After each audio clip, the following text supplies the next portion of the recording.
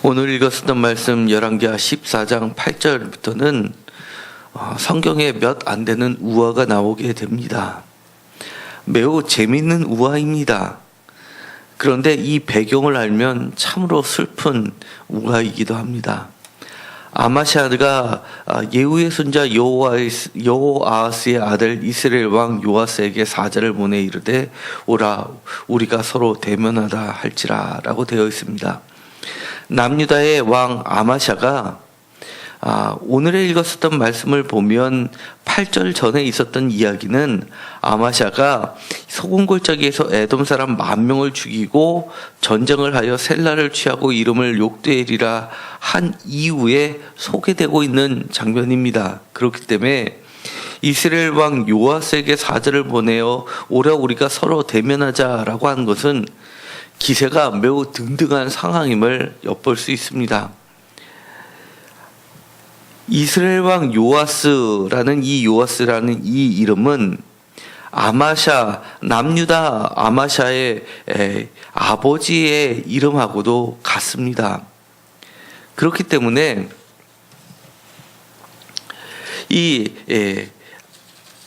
이름은 같지만 이 남유다의 왕과 이 북이스라엘의 왕의 이름은 사실은 다른 사람입니다.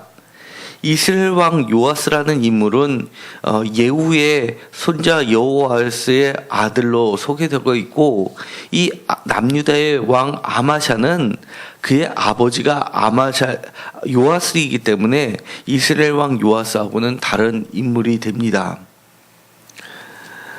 사실은 이것도 많은 논란이 있기는 합니다.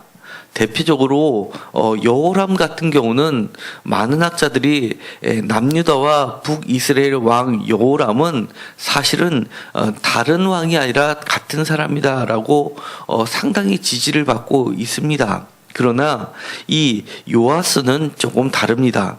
같은 왕이라기보다도 다른 왕이다라고 하는 견해가 훨씬 압도적이긴 합니다.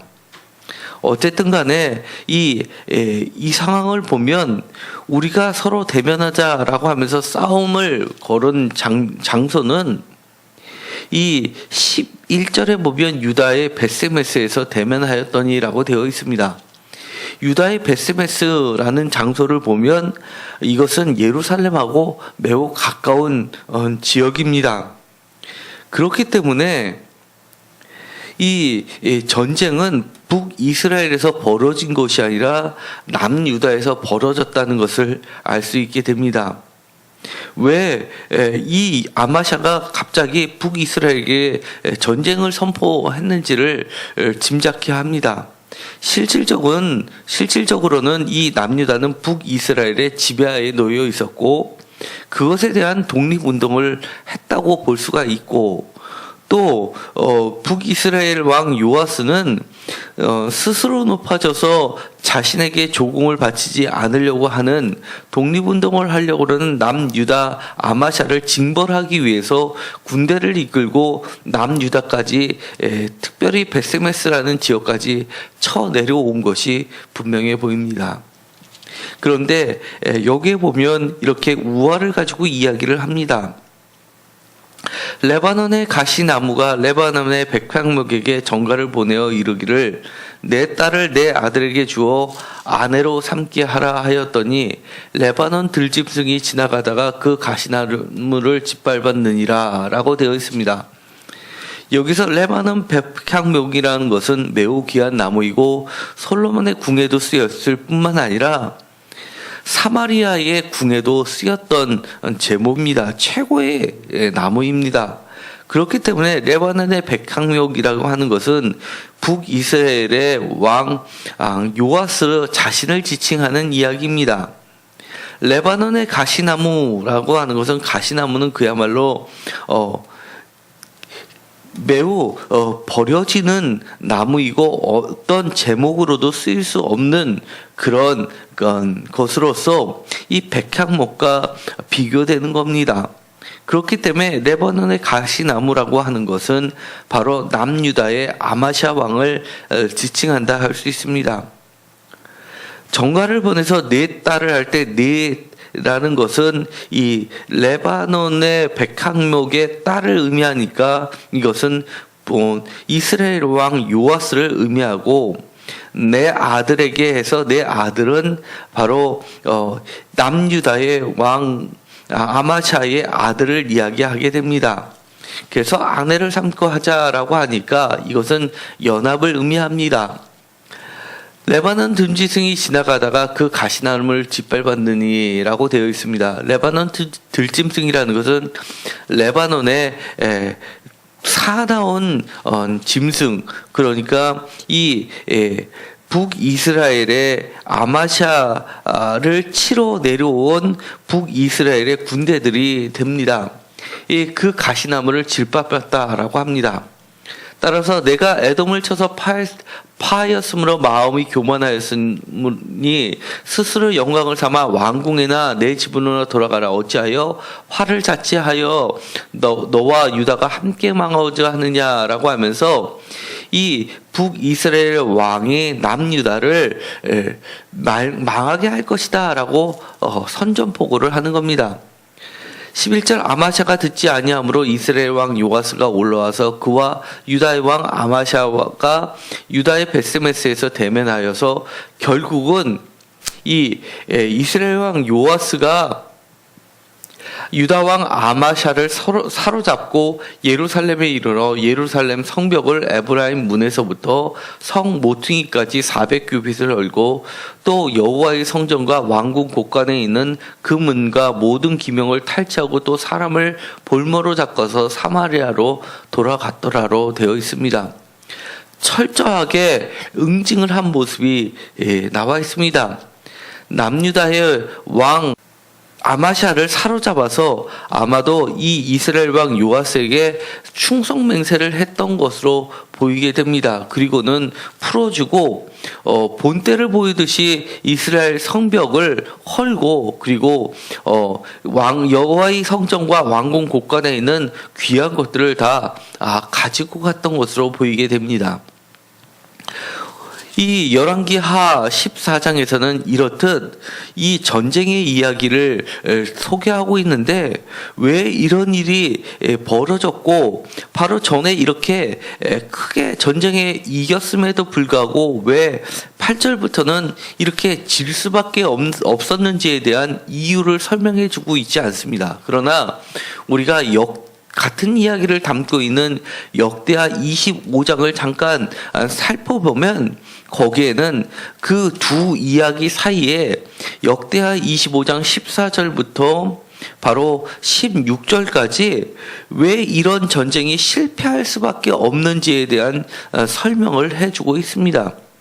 거기에 보면 이렇게 되어 있습니다. 14절에 아마샤가 에돔 사람을 죽이고 돌아올 때 세일 자손의 신들을 가져와서 자기의 신으로 세우고 그것들 앞에서 경배하며 분향한지라 라고 하면서 이 아마샤가 에돔을 이겼음에도 불구하고 그들의 신을 경배했다라고 어떤 중요한 문제를 지적하고 있습니다. 그리고 나서는 15절에 그러므로 여호와께서 아마샤에게 진노하사 한 선지자를 그에게 보내시니 그가 이르되 저 백성의 신들이 그들의 백성을 왕의 손에서 능히 구원하지 못하였거늘 왕은 어찌하여 그 신들에게 구하였나이까 하면서 경고를 하게 됩니다. 그럼에도 불구하고 이 왕은 내가 언제 너를 왕의 모사로 삼았느냐라고 하면서 그 말을 듣지 않자 하나님이 왕을 멸하시기를 작정하신 줄 아노라라고 하면서 선지자가 더 이상 말을 하지 않고 돌아갑니다. 이 이야기를 소개하면서 그 뒤에 있었던 이 전쟁 이야기에서 피할 수밖에 없는 이유가 바로 하나님께서 그를 멸하시기를 작정하셨기 때문에 이런 일이 벌어졌다고 소개를 하고 있는 겁니다. 그렇기 때문에 아무리 기세가 등등하고 이길 것 같아도 하나님 없이 벌어지는 이것은 사실은 진 거나 다름없음을 이야기해 주는 겁니다.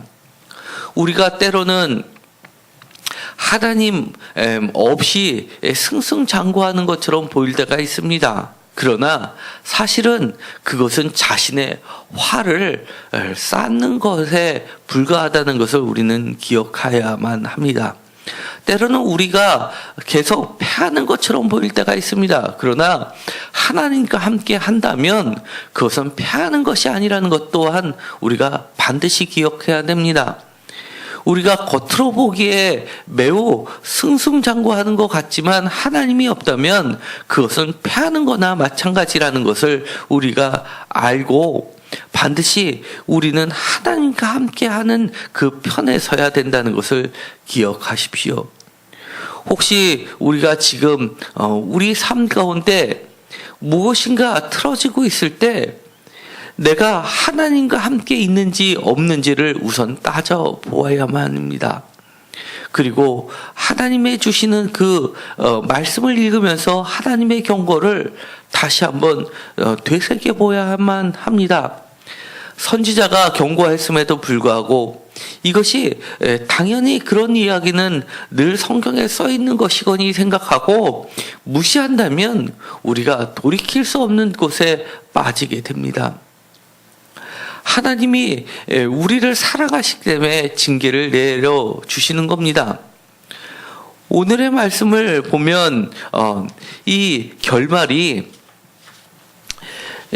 이 사로잡혀 갔다가도 다시 풀려나는 모습을 보게 됩니다.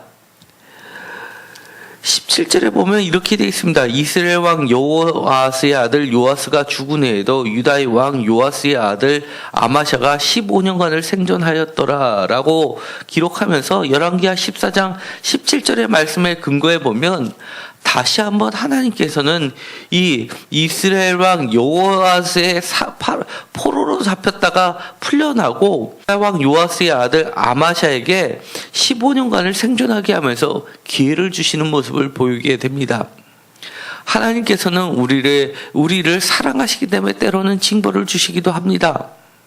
우리가 하나님과 함께만 한다면 사실은 그 겉모습이 어떠하든 간에 반드시 다시금 일었을 수 있습니다.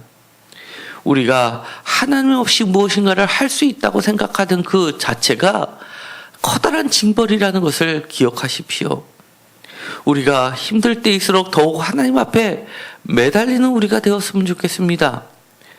내가 일이 잘 안 되는 것을 보면 하나님은 아무런 쓸모가 없다. 하나님은 힘이 없다. 라고 하면서 그럴 바에는 내가 하나님 없이도 내가 스스로 무엇인가를 할 수 있다 생각하면 그것만큼 교만은 없습니다. 힘들수록 더욱 하나님을 붙잡는 우리들이 되기를 간절히 소망합니다. 기도하고 마치기로 하겠습니다. 하나님, 우리가 때로는 승승장구할 때 하나님을 잊어버리는 경우가 많이 있습니다. 하나님을 잊어버리고서 나 혼자서 무엇인가 할 수 있다고 생각하는 그것이 바로 하나님 앞에 커다란 징벌이라는 사실을 기억하게 하여 주옵소서. 우리가 아무리 어려움을 겪더라도 하나님과 함께 한다면 다시금 하나님께서는 우리에게 기회를 주십니다.